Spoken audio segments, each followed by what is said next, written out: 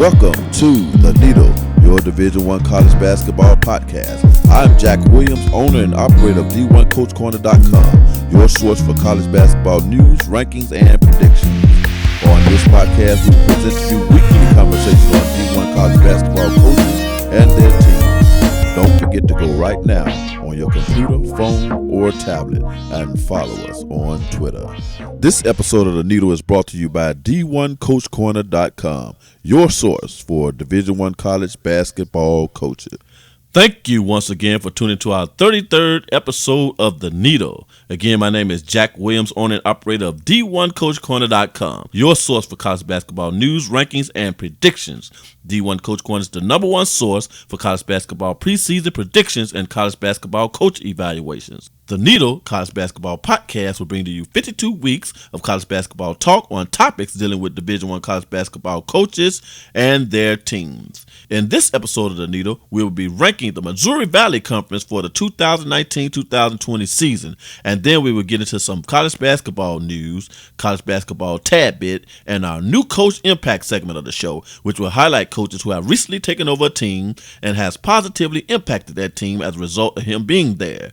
And if you like our show, go subscribe to our iTunes and YouTube channel. Let us continue to be your number one source for preseason college basketball predictions and coach evaluations. Since the departure of Wichita State in 2017, Loyola-Chicago has been the team to beat in the Missouri Valley Conference. Most of us thought that Illinois State, who finished near the top of the conference in the recent past, would have inherited the throne from Wichita State's departure. However, it turned out to be Loyola-Chicago. Nothing changes in 2019-2020 except that Missouri State and Drake can take the top spot from Loyola-Chicago this coming season, especially Missouri State. On paper, Missouri State has the best roster in the Missouri Valley Conference, in my opinion. And don't count out Bradley and Illinois State. These teams are looking good as well. With that said, this is how we predict the Missouri Valley Conference will turn out in 2019-2020. Coming in at number 1 are the Missouri State Bears. Again, on paper, this Missouri State team has one of the strongest rosters in the Missouri Valley Conference. Coach Dana Ford has added some quality recruits to the team. JUCO transfer Gage Prim was one of the best JUCO recruits in the nation in 2019. He is a flat-out scorer who can also defend. He ranked 65th in the nation in block shots and 4th in the nation in rebounds. For a team who ranked near the bottom of the Missouri Valley Conference last season, Prim's service are much needed. Middle State transfer Tyreek Dixon should help this team improve in the assist category. In his final season at Middle Tennessee, he averaged 4.8 points, 3 rebounds, and 3.1 assists per game. He should be backing up 4-star freshman Ford Cooper, who is a point guard with size. They also will have West Virginia's graduate transfer Lamont West, Colorado's transfer Anthony Bonner, and Nevada's transfer Josh Hall.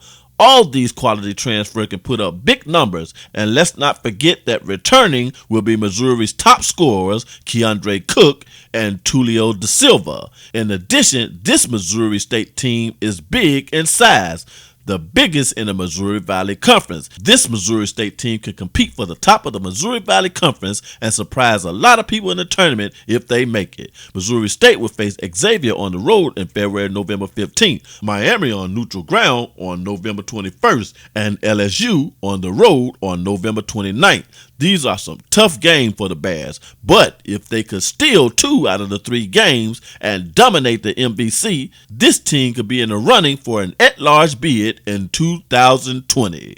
My projected starting 5 for this team is Tyreek Dixon, Keandre Cook, Kabir Muhammad, Tulio Da Silva, and Lamont West. Coming in at number 2 are the Loyola-Chicago Ramblers. Loyola-Chicago was one of the worst offensive teams, but yet the best defensive team in the nation last season.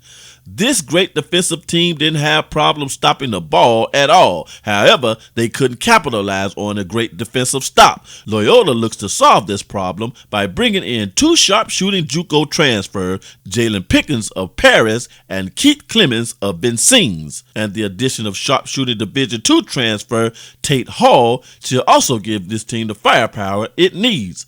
If Lucas Williams is healthy and able to play the entire season, Loyola-Chicago should be in the race for the top of the Missouri Valley Conference in 2019. My projected starting five for this team is Keith Clemens, Lucas Williamson, Cooper Kiefs, A.A. Driugwak, and Cameron Kirkwick. Coming in at number 3 are the Drake Bulldogs. Drake will be starting the season without their top scorers Nick McGlynn, Brady Ellison, and Nick Norton. That's over 40 points that would be missing from this roster in 2019-2020. However, Drake has a few players on the roster that could easily make up for the missing 40 points. Expect increased production out of returning players Liam Robbins, Anthony Murphy, Garrett Sturts, and Anthony Pipovich. Expect more from last year's starters Noah Thomas, DJ Wilkins, and Tremel Murphy. And with Siena transfer Roman Penn on the roster, this team is going to remain a scoring power in the Missouri Valley Conference. My projected starting five for this team is Noah Thomas, DJ Wilkins, Tremel Murphy, Brady Ernst, and Leon Robbins. Coming in at number 4 are the Bradley Braves. Bradley has 4 frequent starters returning from the 2018-2019 season, which includes their top 3-point producers, Darrell Brown, Nate Kennel, and Elijah Childs. However, even with the 3 on the roster, this team had one of the worst offenses in the nation, with an average 66.5 points per game. This team was ranked 310th in the nation in scoring offense. There is no indication that the offense is going to get any better in 2019-20. Luckily, this team was one of the best defensive teams in the nation.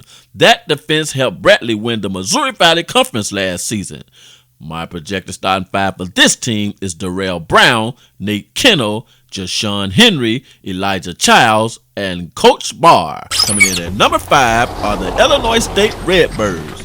This Illinois State team should have a lot of new faces on the roster come 2019-2020. Hopefully, scoring should improve with the additions of Division I transfer Derek Boyd of Eastern Kentucky and Keith Fisher III and J.C. Hillman of San Jose State. Each of these players are capable of scoring in double-digit figures consistently. Wichita State's graduate transfer Ricky Torres should get a chance to prove himself in his final season as a college basketball player. With starter Zach Copeland returning, this team should be able to compete for the top of the Missouri Valley Conference. My projected starting five for this team is Rick Torres, Zach Copeland, Derek Boyd, Keith Fisher, and Ray Adoru. Coming in at number 6 are the Northern Iowa Panthers. Like most teams in the Missouri Valley Conference, Northern Iowa was very good defensively, but this was also one of the worst offensive teams in the country. Northern Iowa ranked dead last in the Missouri Valley Conference and 330th in the nation in offensive scoring last season. Unfortunately, there is no evidence that scoring is going to improve next season for this team. There is only one member on this roster that has averaged in double-digit figures last season. However, Northern Iowa should do well in the Missouri Valley Conference next season. My projected starting five for this team is A.J. Green, Trey Burho, Isaiah Brown, Luke McDonough, and Justin Dahl.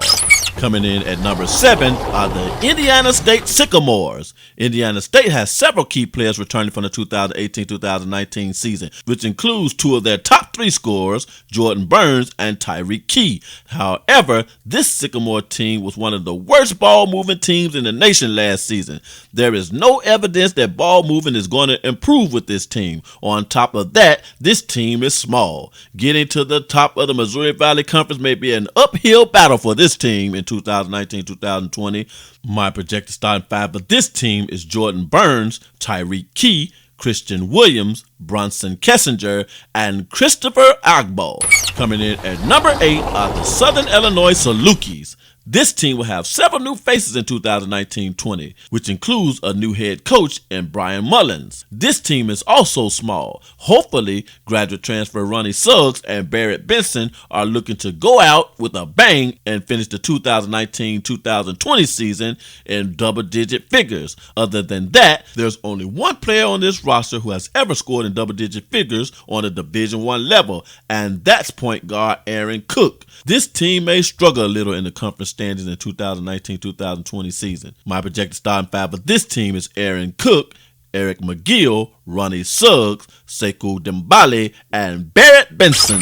Coming in at number 9 are the Valparaiso Crusaders. Two key starters, Derek Smits and Marcus Golder, have transferred. With Smits gone, this team gets smaller. Even with Smits on the roster, this team ranked 6th in rebounds last season. Expect ball movement to improve, however, with the addition of JUCO transfer and point guard Zion Morgan, who averaged 8.7 points, 4.5 rebounds, and 4.1 assists per game in his final season at Wabash Valley. Morgan will more than likely bag up returning point guard Daniel Saki, who started in 17 games last season. With increased minutes, Saki should improve in the assist category, but because this team is so small, getting to the top of the Missouri Valley Conference may be an uphill battle. My projected starting 5 of this team is Daniel Saki, Javon Freeman, Nick Robinson, Ryan Fazekas, and Malik McMillan. And finally, at number 10 are the Evansville Purple Acers.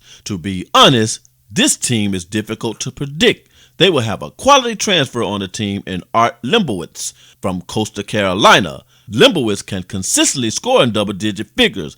He may be more efficient for this team coming off the bench behind KJ Riley, however, and sometimes playing alongside him. This team is difficult to predict because they have a lot of second-chance Division I transfer who can contribute greatly to this team if given the opportunity. Sam Cunliffe, transferred from Kansas, and Peace Lagoma are going to be looking to prove that they can contribute greatly to a Division I team. This team can be very dangerous to play in the Missouri Valley Conference next season. My projected starting 5 are Shamar Gibbons, KJ Riley, John Hall, Yvonne Coleman, and DeAndre Williams. And so much for that. Now for some college basketball news.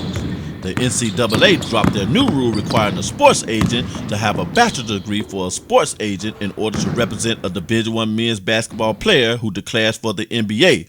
A wonderful decision. Memphis hires Laird Veach to be the next athletic director. Veach left the position as executive associate athletic director at Florida to take the job. Iowa's athletic director Gary Barta gets a 3-year contract extension through 2024. And now for some college basketball tidbits. As I've mentioned earlier, the NCAA dropped their new rule requiring a sports agent to have a bachelor's degree for a sports agent in order to represent a Division I men's college basketball player who declares for the NBA. This rule was termed the Rich Paul rule after LeBron James' agent, who is beating the elites at their own game with no college degree. Just plain old street hustle. My man. But why, whenever the elites want to control something, they turn to education as the fix? It does not take an advanced English class or math to negotiate a goddamn contract.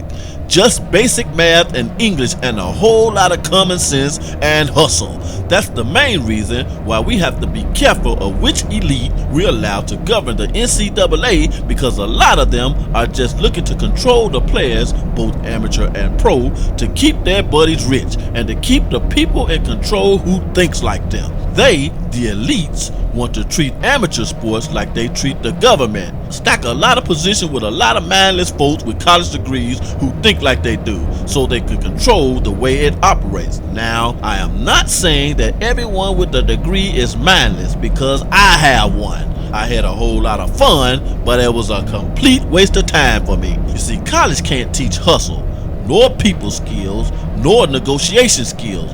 What other agents are afraid of is that the NCAA are now allowing players to enter the NBA draft pool to hire an agent and still be eligible to return to school if they ended their relation with the agent by the May 29th deadline. But that means that there are going to be a large pool of cats going to Rich Paul and his guys because they've gotten good at the game, and the elite agents are afraid that this is going to become a trend. NBA buddies turning agents. I was very pleased to see that the NCAA has decided to move away from that rule, and please don't bring it back again. Now that concludes the needle moving portion of our show. We'll now move on to the new Coach Impact segment of our show.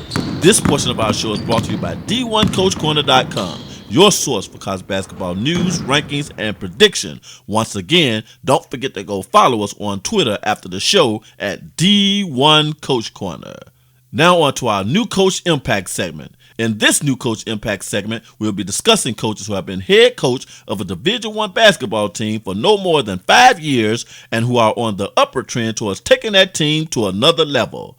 This week's new Coach Impact highlights Coach Dana Ford of Missouri State. Coach Ford is in his second season with Missouri State and has this team in the position to win the Missouri Valley Conference in 2019-2020. On paper, Missouri State has one of the best rosters in the Missouri Valley Conference. This team finished in third place in the 2018-2019 season, but didn't do very well in the conference tournament. If this Missouri State team does well, Coach Dana Ford will be in line to win the Coach of the Year for the Missouri Valley Conference. Now that concludes our show for this week. Join us next week at the same time and channel for new episodes. We'll be happy to take on your questions and comments on Twitter for our next episode.